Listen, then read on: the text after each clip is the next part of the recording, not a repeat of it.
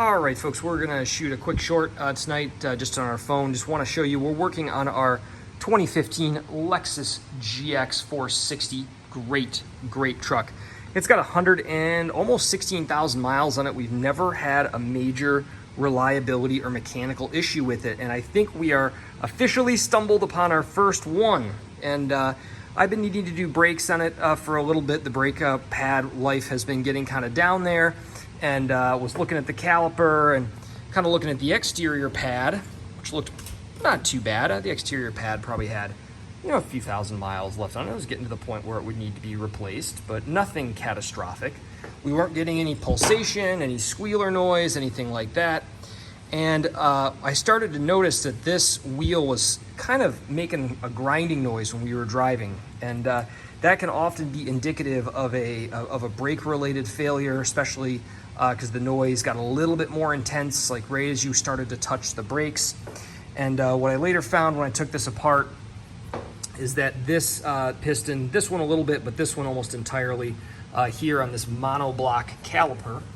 So you've got two pistons on each side, one and two, and those press together to grab the rotor. Well, the problem we ran into is on the backside, when this lower seized right here, show you the bottom of that pad, it seized this brake rotor or brake pad against the rotor, and you can see the total failure of this brake pad. There's nothing left on it. You can see the heat it generated on the backside of the backing plate from it, getting super toasty. All that to say, this is undoubtedly a brake caliper failure, and this does happen. This is not unheard of on these vehicles. The good news is that this is about an $80 or $90 part, nothing super crazy. You just gotta simply unbolt your brake line. You'll have to bleed the brakes after you swap it over.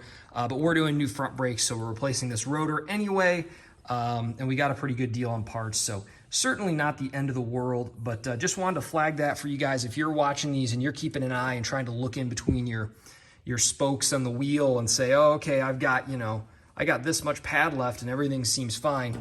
Make sure when you take your wheels off, say you're gonna rotate them or do whatever with your tires, make sure you're looking at that inner tube, because what happens over time is these boots can fail that surround the piston, and they can let water in. And of course, these are exposed, to a really salty environment here in the Midwest, and that will cause a brake caliper failure. And this whole monoblock piece that sits on here, it's held on by two 17mm bolts, needs to come off.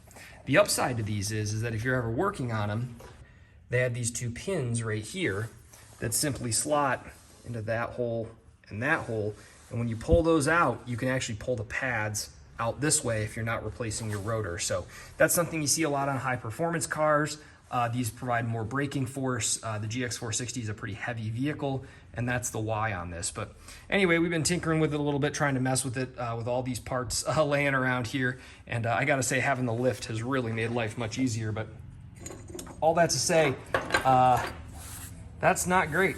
That is not helpful. Amazingly, not that loud. I thought it would just be screaming when you hit the brakes like a train, but we didn't really hear a lot of that. And I think that's just because this piston wasn't moving at all. It was basically just resting the brake pad on the inside of the rotor. And there's some pretty decent gouges when you feel back there on the back side of it. But all that to say, I appreciate you guys joining in, checking this out. We'll get it fixed. It's not that much of a fix, but it's one of those types of things I want to warn people to keep an eye out for, especially if you've got a lift, especially if you're rotating wheels and tires and you're doing like all this different type of work. It's definitely worth checking it all out. So thanks for chiming in, for liking, subscribing, commenting, all that good stuff. And always good to have you here at Just Car People Things. Have a good day.